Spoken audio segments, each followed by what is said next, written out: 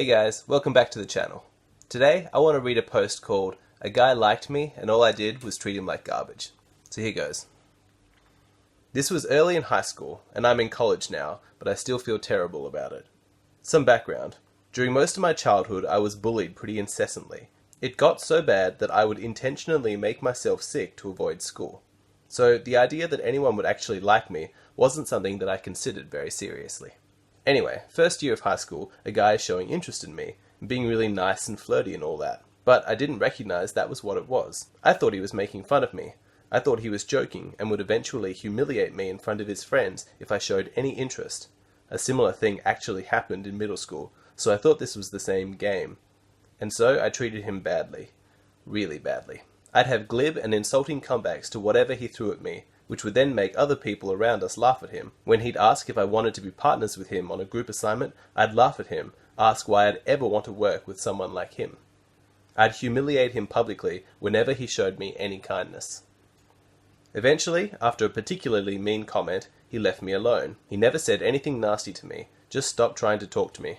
And I felt so smug, like I'd beaten him at his own game or something.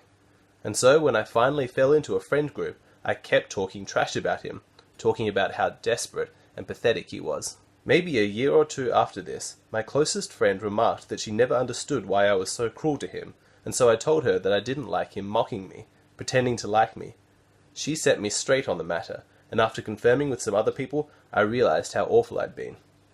I tried many times through the years to apologize, sent him a couple of messages through Facebook and such, and I know he saw them, but he never said anything back. What's really terrible is that I actually had a crush on him in high school, which is why I got so mad that he was always faking me out, and I got so vicious about it. I wish I could make it right. Too long didn't read? A guy liked me, but I thought he was making fun of me, so I treated him like garbage and humiliated him publicly about it. Edit. This got much more attention than I expected. As a note, this all happened more than 6 years ago. I was 15 and a total bitch, but I have changed a lot. Doesn't excuse anything I did back then, obviously. I really like this post. I like anything where somebody takes responsibility for their actions and reveals the deeper inner motivations behind their actions. There's a lot that I want to talk about, so I'll just take a short break and then we'll get into the analysis. So there's really two different time frames being discussed here. There's the incidents that occurred during high school, and there's what she's done recently to try and put things right. I'll save the discussion for what she's done recently towards the end. Let's start by talking about what happened during high school. Let's start by saying the obvious. What she did was absolutely terrible, and I really feel sorry for this guy. It's not like he had a crush on some popular girl, some bimbo cheerleader. He liked this particular girl, a girl who didn't have many friends, who'd been bullied in the past. Chances are, he really liked her personality. Imagine how horrible it must have been for him to have the girl that he has a crush on insulting him and publicly humiliating him. It wouldn't surprise me if the trauma of this incident is still impacting on the way he interacts with women today. So before I go on, let me be absolutely clear about something. He was a completely innocent victim in this situation. He did not deserve what happened to him. Her behavior was contemptible. She has provided us with reasons as to why she acted the way that she did.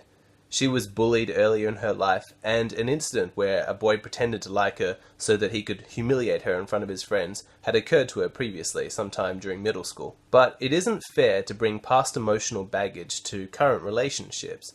Just because some boy humiliated her in the past doesn't mean that she's right to presume that this boy was doing the same thing. Just because your previous partner cheated on you doesn't mean that you have the right to treat your current partner with anger and suspicion. Just because a man was once sexually inappropriate with you doesn't give you the right to treat all men as predators and rapists. You need to take responsibility for your past emotional baggage and actively work to make sure that it doesn't impact on your present-day interactions.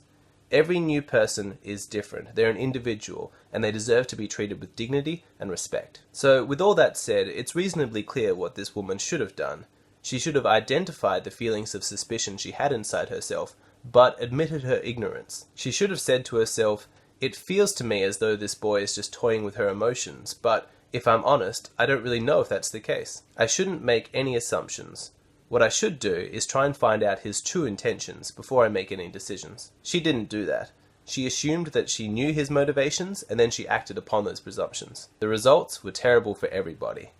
She emotionally scarred this poor boy, and she denied herself the opportunity to be his girlfriend when she really liked him. So now that we've determined how she should have acted in this situation, not projecting her past experiences onto this boy, admitting her ignorance, treating him as a new and different individual, the question now arises is to what degree we can hold her accountable for her actions, given her past experiences and her age. The answer is complicated.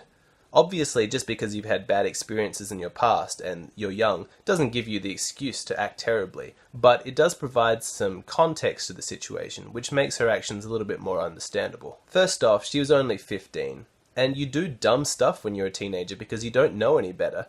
It's how you learn about the world and yourself, it's through trial and error, and you make a lot of dumb mistakes along the way. The important question is not so much, did you make it through your teenage years without making any mistakes, but more along the lines of, did you learn from the mistakes that you made? It's also not as if this reaction that she had came completely out of the blue. She was already a damaged individual who'd been hurt before in a situation where she'd allowed herself to be vulnerable. 100% of her experience in the past of boys saying that they liked her had been for the purpose of humiliating her. And when that's 100% of your experience, it can be difficult to imagine any other motivation. Again, I'm not saying any of this to excuse her actions. What she did was completely terrible. But it's important to condemn the behavior, not the person. I want to give a shout out to her close female friend, who set her straight and said that the way that she interacted with this boy was completely unacceptable. I have noticed a worrying trend amongst female friends of always taking each other's side and making excuses for bad behavior.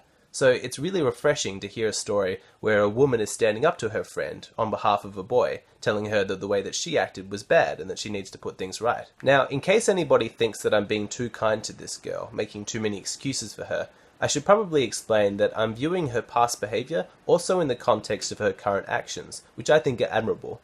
So I'll take a short break and then I'll look at how she's handled things since high school. Okay, so let's start with the fact that she feels guilty.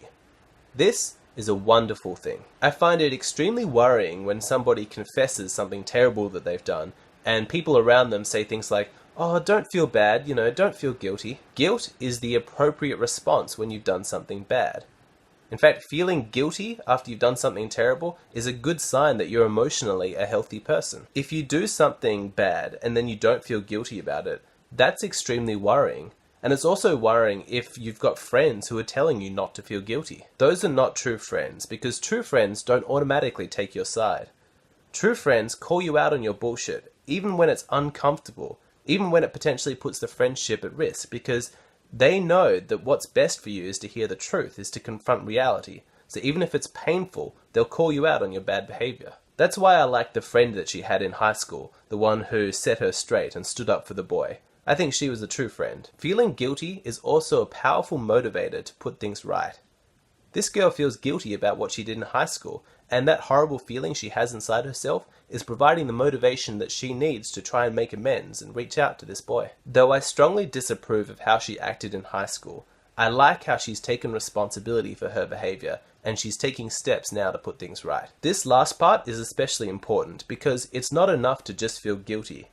You sitting around feeling bad, feeling sorry for yourself, isn't going to help anybody. You need to take action. Now, to a certain extent, the damage has already been done. She can't take back the horrible things she said and did to this boy, and the pain and humiliation that she caused him can't be undone. However, she does have some power still to reduce his suffering. She has the power to remove his confusion. The whole situation probably really messed him up. He's probably spent the last 6 years completely confused, not understanding why she treated him this way, or what it was about him that made her react in such a hostile manner. If she has contacted him multiple times with apologies and explanations for her behavior, it's probably cleared up any confusion that he had. Otherwise, he might have potentially gone through life thinking that there was something horrible about him that she could see and that others could see, but that he was blind to. And that's a terrifying prospect. Instead, hearing her apology and her explanation, he can confidently put the matter to rest, knowing that it was her issue. Imagine if you got a full account and explanation from every girl who ever rejected you, who was ever mean to you. You understood all of her personal fears and worries that made her treat you the way that she did. It would probably help a lot. Now, from all of the messages that she sent this boy, she's never heard back from him, and that's probably understandable. Just because somebody makes an apology to you does not automatically mean that you're morally obligated to accept that apology. Personally, if somebody was to make a full and sincere account of their actions, they apologized, and I was confident that they would never do it again, I would probably accept their apology. My guess is that this guy hasn't responded to these messages because for him, the hurt runs too deep. Why would he want to expose his vulnerability again to this girl by admitting that her behavior hurt him? Again, it's completely understandable, and he's under no moral obligation to make things right with this girl.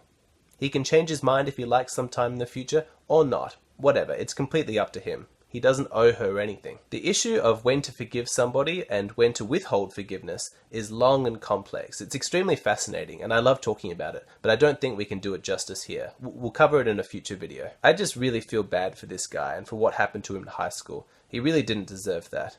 And I really hope that the actions she's made since then to try and put things right have improved things for him. I also hope that this woman continues to reflect upon her behavior, to learn about herself, and to develop the necessary self-awareness to make sure that she never treats somebody so badly again. I want to thank you so much for watching. If you enjoyed this video, please give it a thumbs up, and if you haven't done so yet, make sure you subscribe to the channel. If you like these videos and you appreciate all of the work that I put into them, maybe you'll consider supporting me on Patreon. There's a link in the description box below. There's a whole bunch of rewards available, so click on it, check it out. That'd be awesome. If you're one of these people who silently watches these videos, it's time to end that. I want to hear from you, so leave a comment below letting us know what you thought of this whole situation. Thank you so much for watching, and I'll catch you again next time.